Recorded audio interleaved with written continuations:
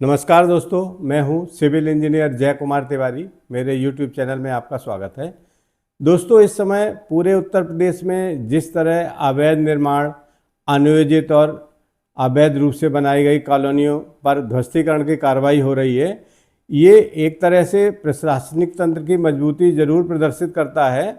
लेकिन ये निर्माण इस स्थिति तक क्यों पहुंच जाते हैं कि निर्माण पूरी बिल्डिंग बन जाती है और उसके बाद तोड़ी जाती है, अवैध कॉलोनियाँ बस जाती हैं, उसके बाद तोड़ी जाती है। इसमें क्या प्रशासनिक तंत्र की कमजोरी महसूस नहीं हो रही है? और इसमें जो लाखों लोगों के अरबों रुपए अवैध भवनों के निर्माण में, अवैध कॉलोनियों के अंतर्गत प्लॉट खरीदने में आम लोगों के जो फंस जा रहे हैं, आखिर वो भी तो राष्ट्र की और देश की ही पूंजी है। जो पैसा अवैध निर्माण को ध्वस्त करने के बाद उनका निर्माण ध्वस्त हो जाता है और उनका पैसा डूब जाता है, वो पैसा भी तो राष्ट्र की पूंजी ही है। और वो पूंजी अगर खराब हो रही है तो उस आदमी को दोबारा खड़े होकर अपना मकान बनाना कितना कठिन हो जाएगा। इसके लिए पूरी तरह से प्रशासनिक तंत्र जिम्मेदार है। और इसके लिए मैं ये कहूँगा कि कुछ हद तक ऐसे छुटभइये नेता या ऐसे प्लॉट या मकान बेचने वाले छुटभइये दलाल जो गलत प्लीड करके आम लोगों को गलत प्रॉपर्टी, अवैध प्रॉपर्टी या बिना नक्शा पास कराए हुए बिल्डिंग, उसके अंदर कोई भाग या पूरा भवन या प्लॉट्स खरीदवा देते हैं, तो इस मिली भगत का नेक्सस सरकार को तोड़ना चाहिए।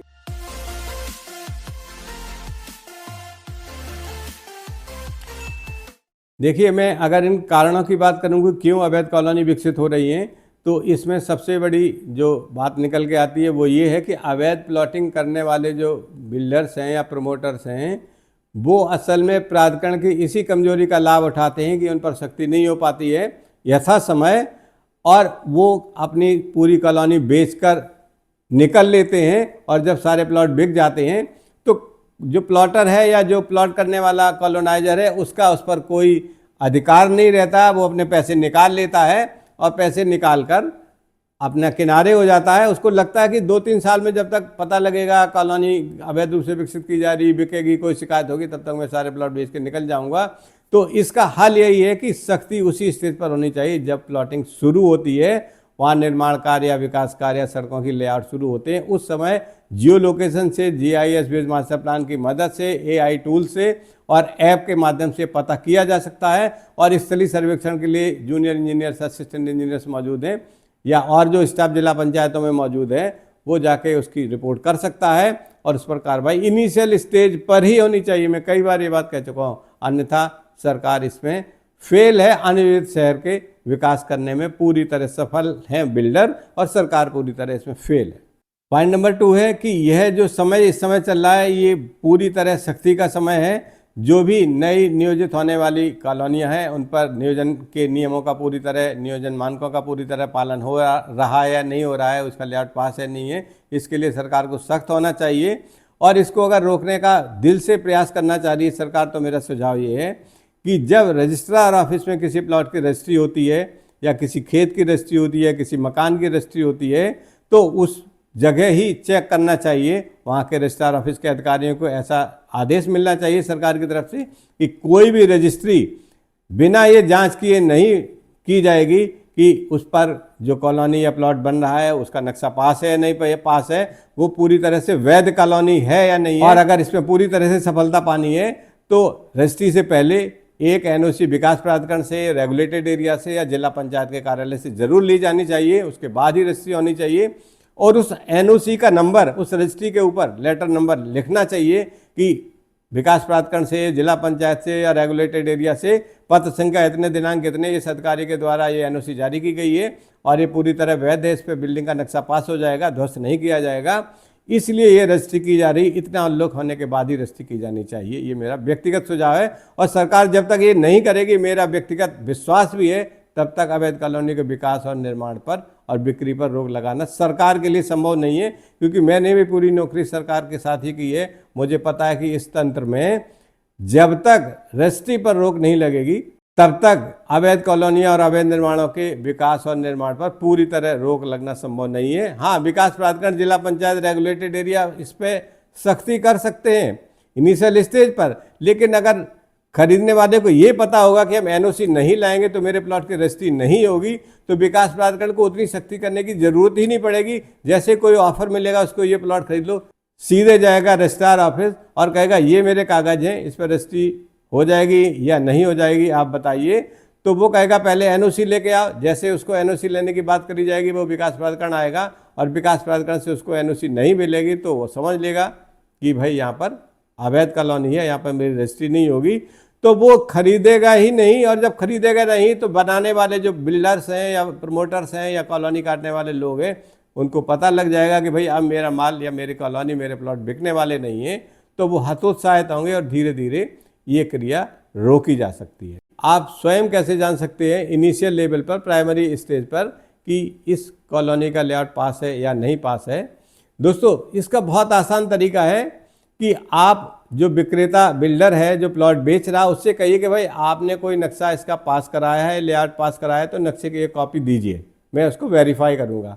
वो कहता कि नक्शा नहीं है, पास नहीं है, मैं दूंगा नहीं, या मेरे पास अभी नहीं है, आप एडवांस दे दो, इस झांसे में बिल्कुल नहीं आना है। अगर वो घुमा रहा है तो इसका मतलब उसका लेआउट पास नहीं है, क्योंकि विकास प्राधिकरण द्वारा नक्शे की एक कॉपी, एक लेटर, स्वीकृत पत्र जिसको कहते हैं, वो इसीलिए दिया जाता है कि आप जो खरीदने आए उसको आप दिखाएं और इसको आश्वस्त करें कि इसका लेआउट पास है।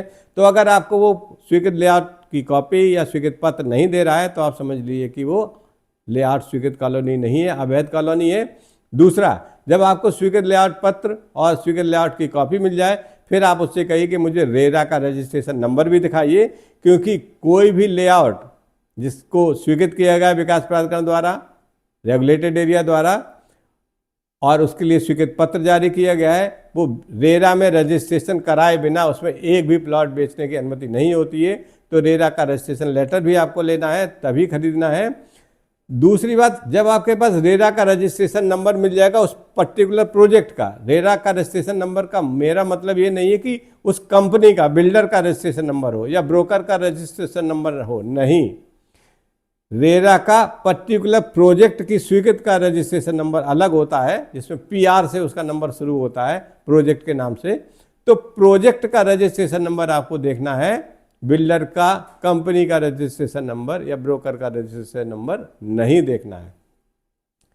जब आपको रेरा का रजिस्ट्रेशन नंबर मिल जाता है तो आप रेरा की वेबसाइट पर जाकर उस रजिस्ट्रेशन नंबर को इनपुट फील्ड में डालेंगे तो उस पर्टिकुलर प्रोजेक्ट का पूरा नक्शा खुल जाएगा, पूरी उसकी कंडीशंस खुल जाएंगी और आप जान पाएंगे कि लेआउट स्वीकृत है, और आप तभी उस स्वीकृत लेआउट में विश्वास करें और तभी आपको प्लॉट खरीदना चाहिए।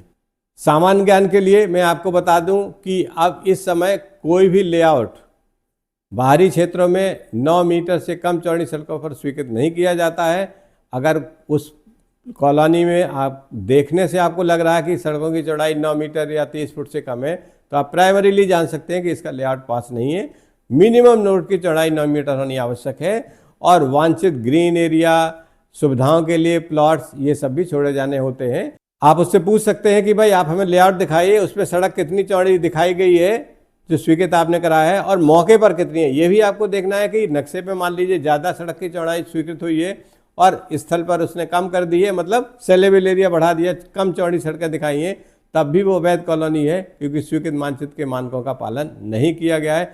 जैसा लेआउट स्वीकृत किया गया है, जितने क्षेत्रफल जमीन पर स्वीकृत किया गया है उतने क्षेत्रफल पर ही और उसी तरह का लेआउट होना चाहिए मौके पर भी जैसा स्वीकृत है, तभी वो अवैध कॉलोनी नहीं मानी जाएगी और तभी वो वैध कॉलोनी मानी जाएगी और तभी आपका उस प्लॉट पर, जो उस लीगल या स्वीकृत कॉलोनी के अंदर स्थित है, तभी उस प्लॉट पर आपके बिल्डिंग का नक्शा पास होगा और तभी आप चैन से रह पाएंगे। तब आपके इस तरह के प्लॉट पर और उस पर किए गए नक्शा पास करा के किए गए निर्माण पर कोई भी कार्रवाई नहीं होगी। लेकिन आपको यह भी ध्यान रखना है कि बिल्डिंग प्लान जब पास होगा तो बिल्डिंग प्लान जैसा पास किया गया वैसा ही निर्माण होना चाहिए। ऐसा नहीं कि आपने उससे अधिक सेटबैक घेर रखे हैं, निर्माण कवरेज बढ़ा लिए या रेजिडेंशियल में कॉमर्शियल उपयोग करने लगे हैं या जो स्वीकृत भू उपयोग है उसके विरुद्ध या उसके विपरीत आपने प्रयोग करना शुरू कर दिया है, तो आपका निर्माण भी अवैध माना जाएगा और उसको ध्वस्त किया जा सकता है या उसके खिलाफ कार्रवाई की जा सकती है। तो दोस्तों मैं इस वीडियो को यहीं समाप्त करता हूं, लेकिन चलते चलते मैं आपसे अनुरोध जरूर करूंगा कि आप अपनी जागरूकता बढ़ाइए। किसी अवैध कॉलोनी में कोई प्लॉट मत खरीदिए, कोई अवैध निर्मित भवन मत खरीदिए जिसका नक्शा पास ना हो या जिस कॉलोनी का लेआउट पास ना हो, वहाँ कोई प्लॉट मत खरीदिए और अपने मेहनत की कमाई के पैसों को सुरक्षित रखिए और ऐसी जगह इन्वेस्ट करिए, ऐसी जगह प्लॉट मकान खरीदिए जिसका लेआउट पास हो। तो कैसे आप चेक करेंगे इसके बारे में डिटेल से मैंने इस वीडियो में बता दिया है। आशा है आपको ये वीडियो उपयोगी लगा होगा। आपसे अनुरोध है कि इस वीडियो को अधिक से अधिक शेयर करें और मेरे चैनल को सब्सक्राइब अवश्य करें। नमस्कार।